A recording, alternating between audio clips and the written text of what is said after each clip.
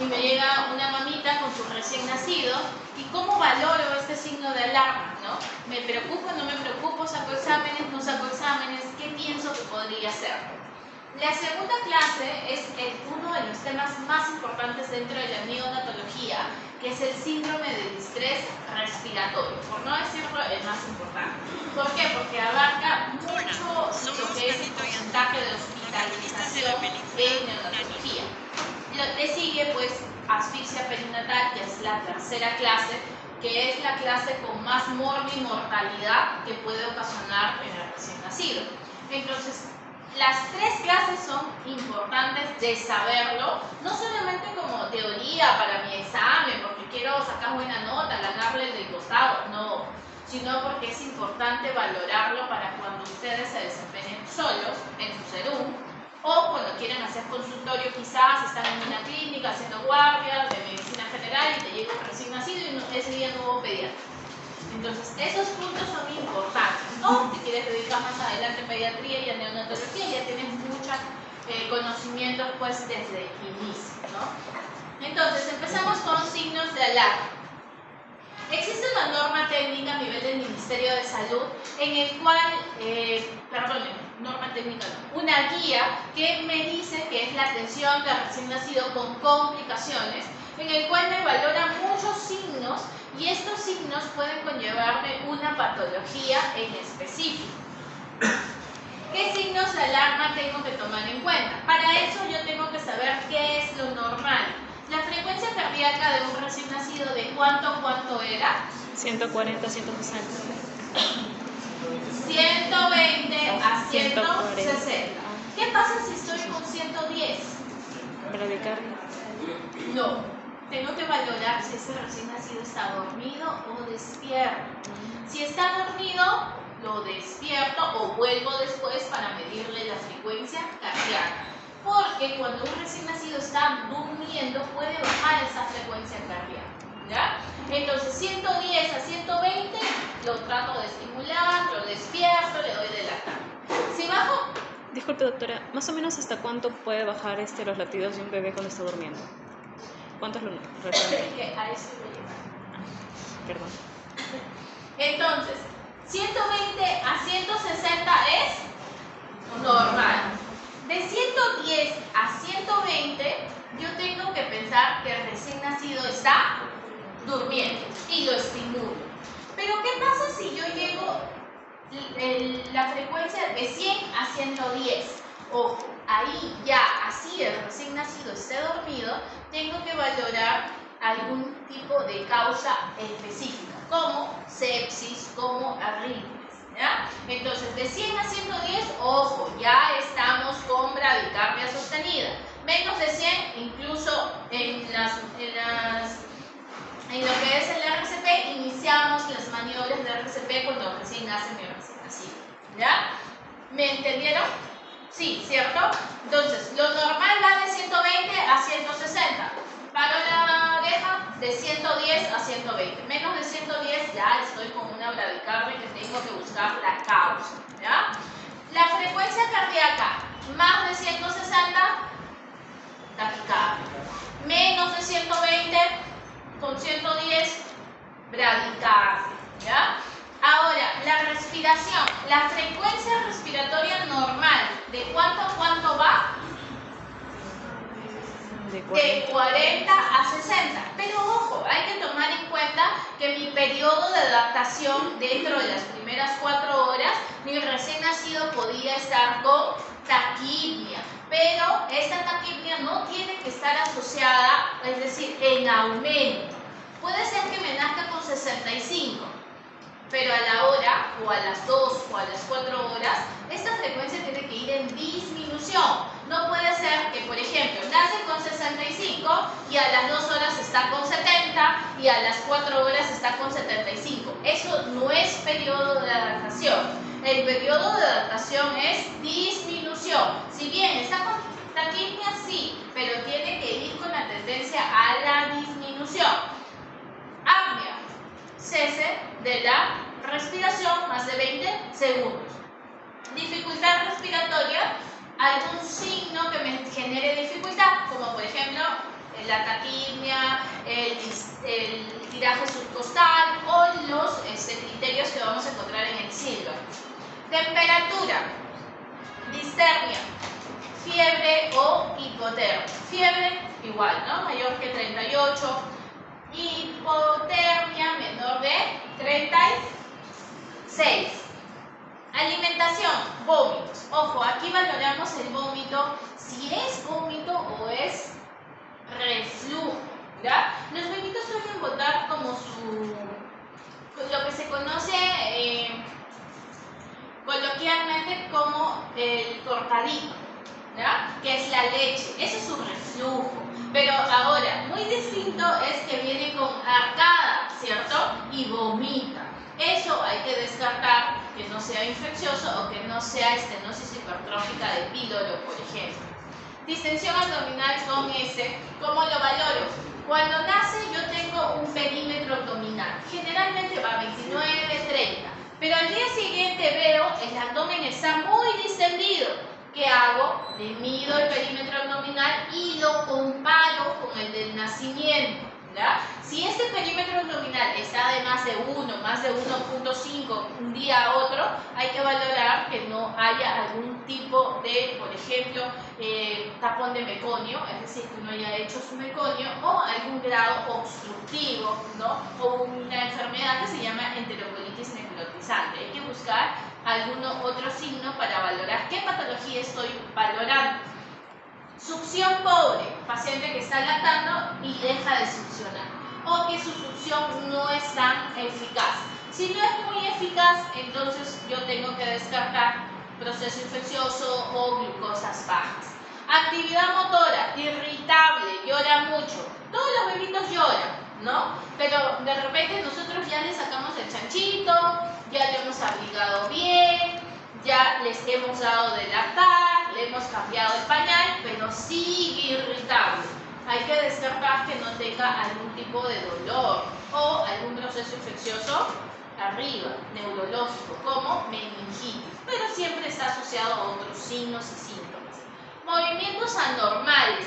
Los movimientos anormales se habla de temblores esenciales en el recién nacido a menos de edad gestacional que tienen ciertos temblores que suelen ser, como su nombre lo dice, esenciales y que mientras más va aumentando los días va a ir desapareciendo. Pero otra cosa son los tremores, que son los movimientos sostenidos. Eso, por ejemplo, me da a pensar en hipoglicemia, ¿ya? O los movimientos involuntarios que me hacen conllevar a las convulsiones. ¿Qué puede ser causante de convulsión? Alteración neurológica, hipoglicemia, ¿no? Las meningitis, los desequilibrios electrolíticos. Disminución de movimientos, es decir, está hipoactivo. ¿Qué puede ser? Hipoglicemia, ¿no? Puede ser también algo infeccioso. El color, si hay cianosis, yo valoro la saturación. ¿Qué podría ser? Si tengo una saturación baja, hipoxia. Una cardiopatía, ¿ya? Una cardiopatía de tipo cianótico. La rubicundez. La rubicundez es la coloración roja. Esta rubicundez nosotros presionamos, a la digitopresión soltamos y la coloración pues tiene que ser típico, el color de la piel del recién nacido. Si vemos que es blanquecino, bueno, hay que descartar que solo sea policitemia, ¿verdad? ¿Qué es policitemia? Hematocrito mayor de 65%. Pero ¿qué pasa si yo hago digitopresión, suelto y veo que cuando suelto está amarillo? Significa que puedo también descartar no solo policitemia, sino me puede estar escondiendo una ictericia patológica. La piel amarilla, que llamado también ictericia, que es la coloración amarillenta, cuando los valores de bilirrubina suben más de 5 miligramos por decilitro. Otros síntomas, anuria, cuando el flujo urinario es menos de 0.5 cc por kilo hora. ¿Cómo valoro la anuria? El volumen total de la orina sobre el número de horas que estoy valorando por el peso. Eso lo vamos a ver en la clase de balance con trastornos electrolíticos. Diarrea. Un poco posible verlo en los primeros días. Ya cuando va a casa podemos observar que el bebito puede regresar, que la consistencia de las deposiciones están líquidas, ¿no? O que puede tener moco o sangre. Ahí que puede ser un proceso infeccioso, ¿no? De repente hubo una contaminación a nivel del biberón, si es que está usando, o una mala técnica de aseo de la mamá. El ojo rojo generalmente puede ser por traumatismo obstétrico. ¿Se acuerdan que habíamos visto el tema de el ojo rojito cuando vimos el tema del trauma obstétrico? O también puede ser con secreción por una conjuntivitis. Estreñimiento, que haya ausencia de las deposiciones. Si pasan las 48 horas el recién nacido, no hizo deposición, tengo que descartar una enfermedad que se llama enfermedad de Hirschsprung. O también puede ser asociado a un tapón meconial. Signos de inflamación del cordón. Tengo que buscar signos de flebosis. Coloración rojiza, piel caliente, indurado o que tenga secreción. ¿Qué enfermedad estoy buscando ahí? Onfalitis. Entonces, como han podido escuchar, un signo me puede dar múltiples patologías. Aquí veo el signo y la complicación asociada. El síntoma, un signo y la complicación. Vamos a valorar algunos de ellos. La pobre succión es un signo de alarma inespecífica que nosotros cuando hemos visto lactancia materna hemos visto que tenemos almohadillas. Y estas almohadillas, o llamadas también más adelante las glándulas del Chan, están disminuidas. ¿En quiénes? Bajo peso al nacer. Los prematuros. ¿En quiénes más? Bajo peso al nacer. Bajo peso al nacer. ¿Quiénes más? Los RCIU. Entonces, en estos recién nacidos puede haber un trastorno de succión. Yo tengo que valorar la edad gestacional y tengo que valorar, incluso si lo tengo hospitalizado, una interconsulta a terapia física y rehabilitación. ¿Y qué le pongo? Diagnóstico trastorno de succión. ¿Qué le pongo en terapia física? Terapia de succión. Ellos vienen a reforzar todo lo que es la musculatura y la succión. Pero si no es por algún factor de riesgo y es por alguna patología, tengo que descartar que no sea hipoglicemia. ¿Y qué saco para la hipoglicemia? El HGT. El HGT o la glucosa, si está menos de 45, es hipoglicemia. En cambio, puede ser otra patología como sepsis neonatal. ¿Qué saco para sepsis?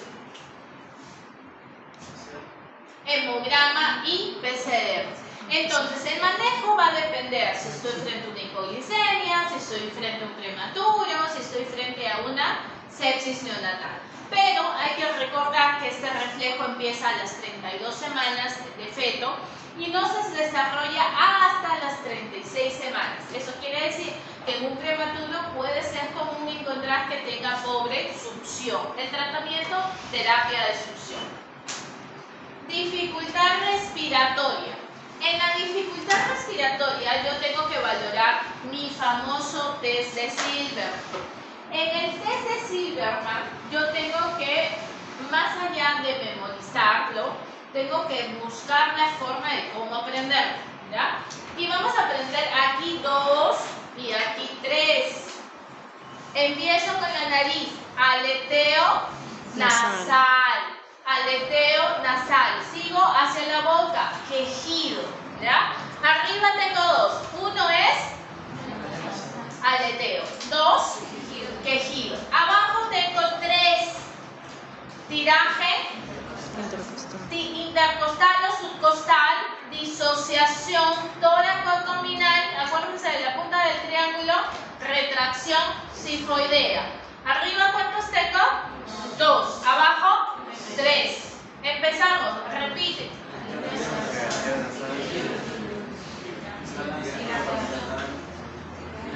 Y retracción sifoidea. Chicos, nunca se olviden, porque ¿cuál es la pregunta típica del Silberman-Anderson? ¿Cuál no pertenece al Silberman-Anderson? ¿Y qué les ponen? La saturación, la frecuencia respiratoria. Y siempre caen, siempre caen. Entonces, acuérdense, 2 arriba, 3 abajo. ¿Ya? 2 arriba, 3 abajo para no olvidarme nunca mi famoso test de Silberman.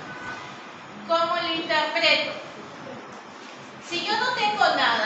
0 puntos, ¿ya? Es decir, no hay nada, no hay dificultad. Pero si yo tengo de 1 a 3 puntos, mi distrés es de tipo leve. Si tengo de 4 a 6 puntos, mi distrés es de tipo moderado. Si tengo de 7 a 10 puntos, mi distrés es severo. Empiezo por aleteo nasal. Si no hay nada, 0 puntos. Si es mínimo el movimiento de la nariz, es 1 punto. Si es marcado mi aleteo nasal, miren, ahí vemos la fosa nasal es bastante amplia. 2 puntos. Quejido. No hay, 0. Lo escucho pero con estetoscopio, 1 punto. Lo escucho sin estetoscopio, 2 puntos. Retracción sifoidea. No hay, 0. Poco visible, 1 punto. Muy marcado, 2 puntos. Tiraje. No hay, 0. Débil o un paquete subcostal, 1 punto. Subcostal, intercostal, 2 puntos. Tórax abdominal. Expansión coordinada de tórax y abdomen, 0 puntos. Cuando es ligero retraso en la inspiración, 1 punto. Pero cuando ya hay una desproporción muy descoordinada, estoy hablando de 2 puntos. Esto me permite valorar la gravedad del distrés respiratorio, ¿ya? Incluso me permite valorar si este paciente, incluso qué oxigenoterapia le puedo estar dando. Ahora, la dificultad respiratoria tiene como factores de riesgo la cesárea.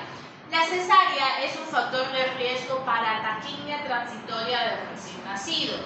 El líquido meconial es un signo de alarma para el famoso SALA o síndrome de aspiración del líquido meconial. El posmaduro de igual manera para el SALA. El prematuro para enfermedad de membrana hialina. Y la fiebre materna para neumonía. Entonces, las causas: taquimia transitoria, SALA, neumonía, enfermedad de membrana hialina. Una complicación en el momento del RCP, de la ventilación, puede ser un neumotórax. No respiratoria, ¿qué causas puede ser?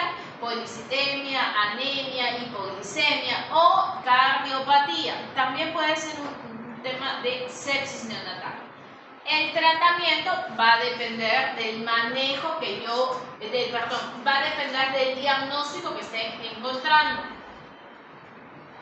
Entonces, volvemos a frecuencia respiratoria. ¿Cuánto es lo normal? De 40 a 60. Más de 60, taquimia. Hay que recordar que las patologías dependen de la edad gestacional y del factor de riesgo. O sea, tengo que buscar la historia clínica.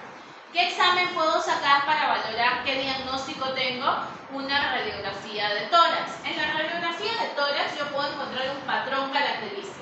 Puedo encontrar cisuritis, patrón reticulogranular, el famoso vidrio esmerilado, emparches consolidados, el índice cardiotorácico, ¿no? Puedo valorar varias cosas en mi radiografía de tórax y eso me va a llevar al diagnóstico. Sin embargo, hay que saber que las primeras 2 horas es un periodo de adaptación.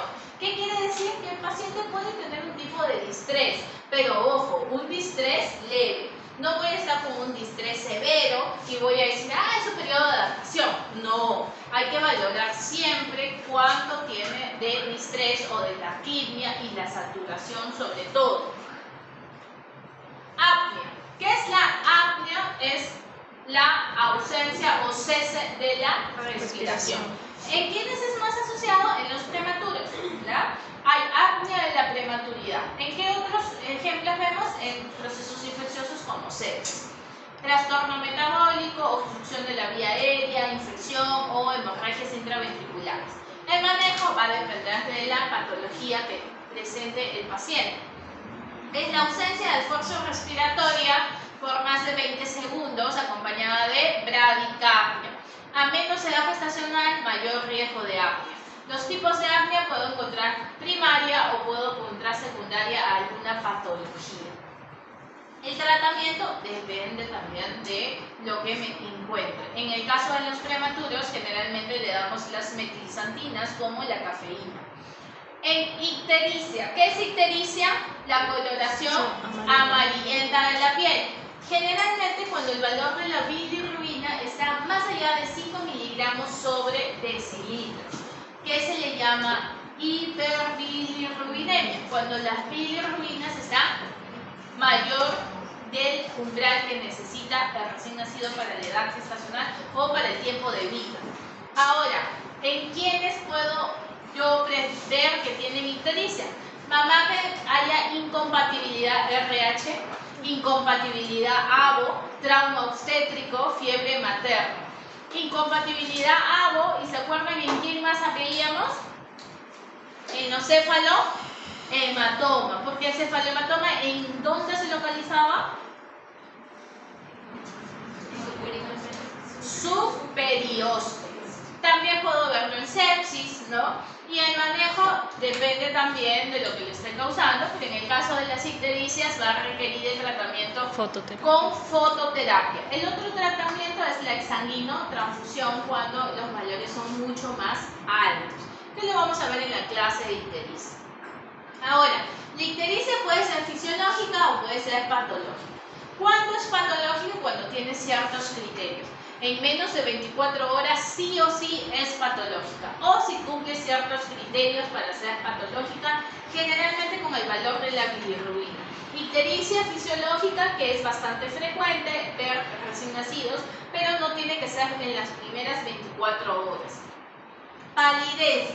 El llenado capilar, que puede ser más de 3 segundos, está asociado a sepsis o algún tipo de hemorragia, incompatibilidad, parto domiciliario que está asociado a sepsis, o alguna patología también como anemia. El tratamiento va a depender de qué cosa lo esté ocasionando.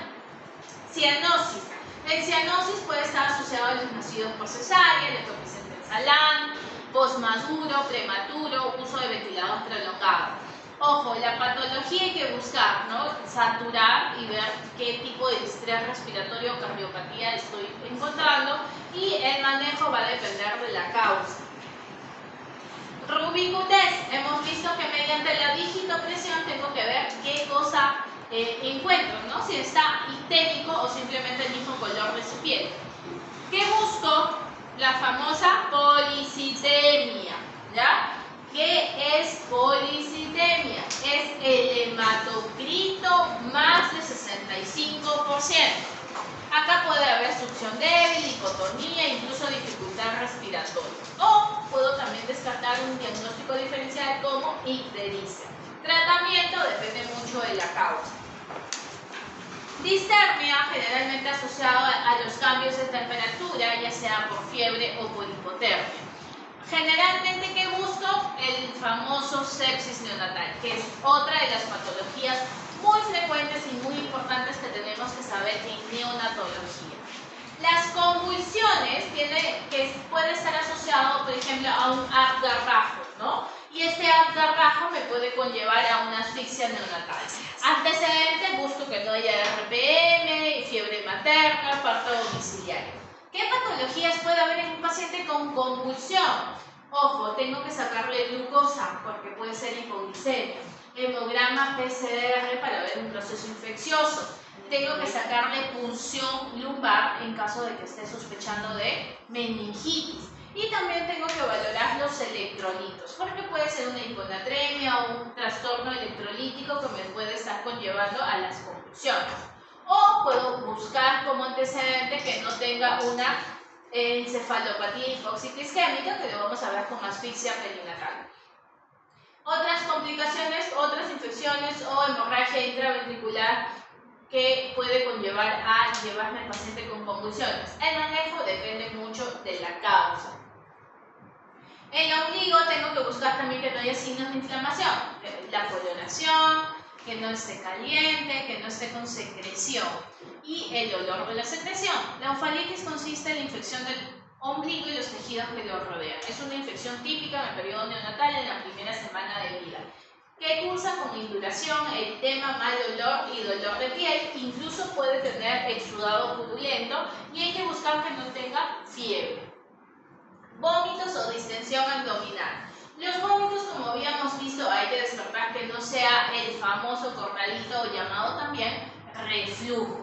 que el reflujo puede ser fisiológico dentro del primer año, ¿no? Pero que no tiene que ocasionar ni irritabilidad ni pérdida de peso.